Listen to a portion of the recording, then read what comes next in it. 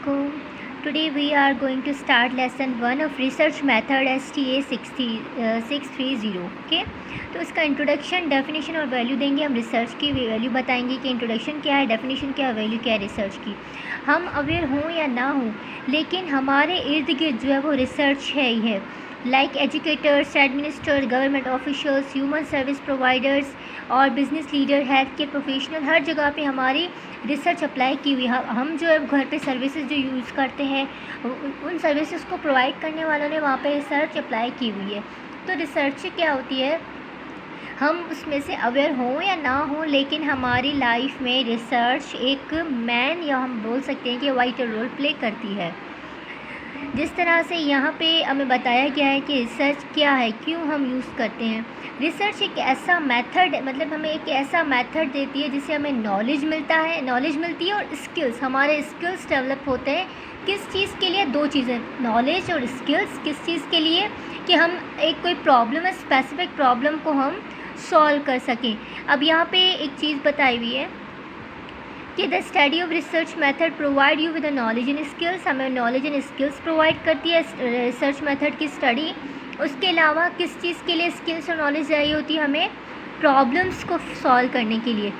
And meet challenges of fast paced decision making environment. Fast paced decision making environment मतलब जिस माहौल में हमें जल्दी से, एक फास्ट पेस्ड मतलब जल्दी से क्विकली एक डिसीजन लेना होता है. तो वहाँ पे अगर रिसर्च होगी तो मेथोडोलॉजी हमें मिल जाएगी कि किस चीज़ को, किस प्रॉब्लम को किस तरह से सॉल्व करना है. एक और डेफिनेशन लिखी हुई है, सिस्टमेटिक इंक्वायरी.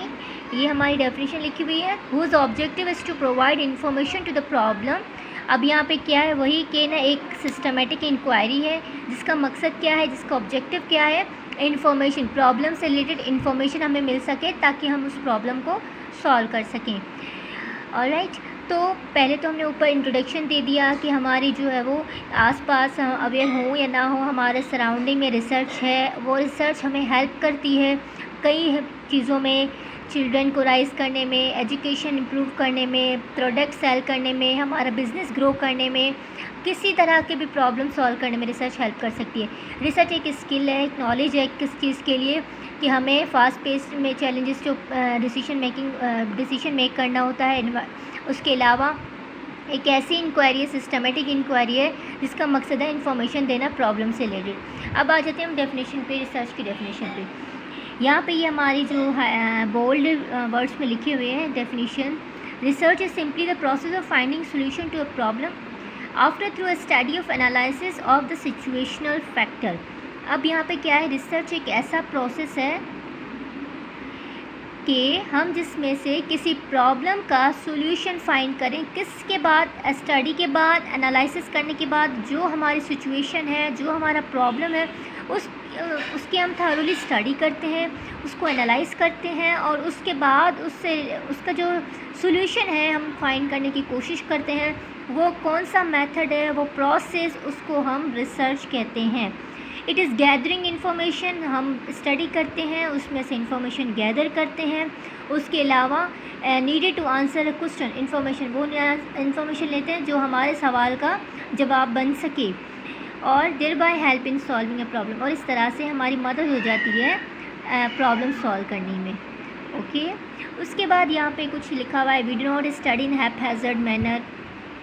मतलब हम जो है वो बेतरतीब से हमें उसको स्टडी नहीं करना, उस प्रोसीजर को एक अच्छे से फॉलो करना है, सिस्टम को ऑर्गेनाइज्ड मैनर में.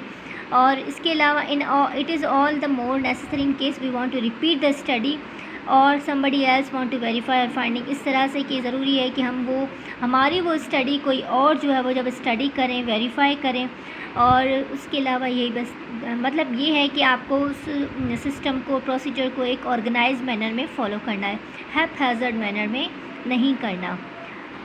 अब हमने इंट्रोडक्शन और डेफिनेशन तो दे दी. अब आ जाती है बात वैल्यू पर. वैल्यू क्या है रिसर्च की?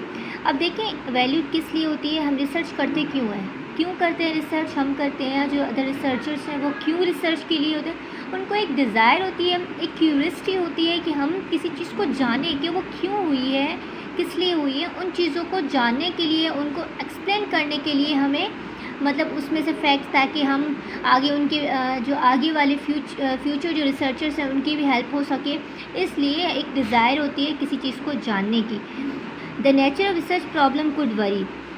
प्रॉब्लम में refer to some undesirable situation. Problem जो है वो अलग अलग हो सकती हैं, कोई अनडिज़ायरेबल सिचुएशन हो सकती हैं, या हमारी ये हो सकता है कि एक जो है रिसर्चर को मतलब होता है कि हमें ये चीज़ जाननी है, वही मैं बता रही थी कि उसलिए हम रिसर्च करते हैं। अब यहाँ पे एग्जाम्पल है कि जो बीए और बीएस के एग्जामिनेशन पंजाब यूनिवर्सिटी में होते हैं, जिसमें से 67% स्टूडेंट्स जो है वो फेल हो गए। अब डेफिनेटली स्टूडेंट फेल हुए, बहुत सारे रिसोर्सेज जो है वो वेस्टेज हो गए। तो उस हिसाब से रीज़न फाइंड करना पड़ा कि क्यों हुए। क्या उसमें बुक्स की अवेलेबिलिटी की वजह से लैक, या टीचर की जो क्वालिफ़िकेशन, हाई क्वालिफाइड टीचर्स नहीं थे, या उनका एग्जामिनेशन सिस्टम अच्छा नहीं था, या तो बच्चों के फैमिली का एनवायरनमेंट सही नहीं है। तो उस हिसाब से जो है वो स्टडी कंडक्ट की गई। और उसी सेम एग्ज़ामिनेशन हॉल में देखा गया कि जो गर्ल्स हैं उन्होंने जो है वो एज़ कम्पेयर टू बॉयज़ ज़्यादा मार्क्स लिए। क्यों लिए? तो उसकी एक स्टडी फाइंड की कि ये क्या हो सकता है। मे बी उसका ये हो सकता है कि वो गर्ल्स जो है वो ज़्यादा सेल्फ स्टडी करती हैं, सो एंड सो फोर्थ। बस वैल्यू यही है कि रिसर्च की कि एक डिज़ायर होती है, क्यूरियोसिटी होती है किसी चीज़ को जानने की। और यहाँ पे एक और डेफिनेशन मिली हुई है कि इस रिसर्च में भी considered as organize systematic database critical objective scientific inquiry और investigation into a specific problem undertaken with the purpose of finding answer to solution और सोल्यूशन टू इट। यही कि एक सिस्टमेटिक ऑर्गेनाइज डेटा बेस्ड एक ऐसी inquiry है जो हम लेते हैं किसी प्रॉब्लम, स्पेसिफिक प्रॉब्लम के लिए, और हमारा मकसद होता है कि उसको आंसर करना। एक ये भी डेफिनेशन है। अगर आपके पास रिसर्च की डेफिनेशन लिखने को आ जाती तो कई सारी डेफिनेशन यहाँ पे बताई हुई हैं। उसके बाद डिसीजन मेकिंग होता है। डिसीजन किस तरह लेना, उसकी 4 स्ट्रेटजी होती हैं कि पहले आप प्रॉब्लम को आइडेंटिफाई करो, उसके बाद जो प्रॉब्लम्स हैं उनको डायग्नोस करो, उसके बाद उस पर क्या जो है वो एक्शंस लेने हैं उनको, ठीक है, उसके बाद उन एक्शंस को एवोल्यूट करना है। आई बात समझ में? अब आइडेंटिफाई द प्रॉब्लम, कि हमें प्रॉब्लम आइडेंटिफाई करना है कि किस चीज़ से रिलेटेड ये चीज़, मतलब हमारा टॉपिक क्या है, हमने किस चीज़ का कौन सा हमने स्पेसिफिक एक प्रॉब्लम लिया है, कौन सा स्पेसिफिक टॉपिक लिया है, या कौन सा स्पेसिफिक प्रॉब्लम हम कंसिडर कर रहे हैं। उसके बाद एक पॉइंट बताई हुई है कि रिसर्च मदद करती है मैथडोलॉजीज़ डेवलप करने में। किस तरह की मैथडोलॉजीज़? डेटा कलेक्ट करने में, रिसर्च से हम डेटा भी कलेक्ट लेते हैं, उसके बाद डेटा को प्रोसेस करने का भी स्टेप्स होते हैं, उसके अलावा डेटा को एनालाइज करते हैं। ये 3 जो मैथडोलॉजीज़ हैं बहुत ही जो है वो एक अच्छी मैथडोलॉजीज़ हैं। एक हम कह सकते हैं कि एक अच्छी वैल्यू है रिसर्च की, कि हम रिसर्च के थ्रू डेटा कलेक्ट कर सकते हैं, डेटा को प्रोसेस कर सकते हैं, डेटा को एनालाइज कर सकते हैं। और वो मैथडोलॉजीज़ जो है वो न्यू रिसर्च के लिए जो ऑलरेडी हमारे पास ये data collection, data processing, data analysis वो ऑलरेडी जो अवेलेबल है उनके लिए बहुत ही ज़्यादा यूज़फुल रह जाती हैं। ठीक है, उसके बाद ये बस एग्जाम्पल है और लिखा हुआ है हम सराउंडेड बाय रिसर्च, वो आपको पता है प्रोफेशंस में पहले ही मैंने आपको इंट्रोडक्शन में बता दिया था। बस यही है, इसमें आपने करना क्या है, इसको जो है वो टॉपिक में लेक्चर में पहले आपको रिसर्च की डेफिनेशन समझ लेनी है, उसके बाद आपको बताना है कि जो है वो वैल्यू क्या है, वैल्यू प्रॉब्लम वरी करती रहती है रिसर्च में। उसके अलावा एक क्यूरियोसिटी होती है रिसर्चर्स को कुछ जानने के लिए।